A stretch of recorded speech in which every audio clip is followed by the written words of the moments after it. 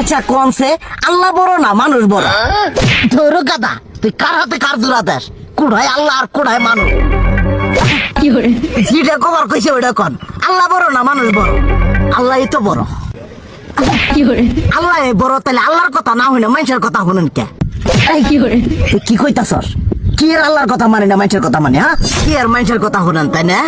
আমনে যে ওই দিনকে ডায়াবেটিসের রোগ নিয়ে যে হাসপাতালে গেলেন, ডাক্তার আপনার কত কিছু খাবার না করলো, সব কিছু না খাই এখন চলতেছেন। তাহলে আল্লাহ যে আপনারে কইছে যে হারাম খাবার না, সুদ খাবার না, কই আপনি তো কাম কাজ বাদ দিয়ে এলাকার মধ্যে টাকা পয়সা না গায়ে খালি ওইলে দিয়েই খান, নিজেরা টিয়াও হালাল ভাবে কামাই করেন না, ওই সুদ তো না কয়টা টিয়া করে লাভ আহে ওইলে দিয়ে দিয়ে চলে না, পেট বড় বানাইছেন। শুনেন একটা কথা কই, হারামের কোনোদিন আরাম নাই। হালাল পথে রুজি রোজগার করেন, প্রয়োজনে এড়া বেলা কম খায়েন, তাও শরীর পিণ্ডও ভালো থাকবো, কোনো রোগ বেদও হবো না, আরামও পাবেন, আল্লাহও খুশি থাকবো। তুই আমার এইভাবে বুঝাবি আগে কইলি না কে? আসলে এই বিষয়টা তো আমি কখনো মাথায় এইভাবে নিই যে আমাদের কখনো ডাক্তার নিষেধ করলে ঠিকই আমরা নিষেধ মানি, কিন্তু উপর আল্লাহ যে কত কিছু নিষেধ করে দিয়ে সেটা মানি না।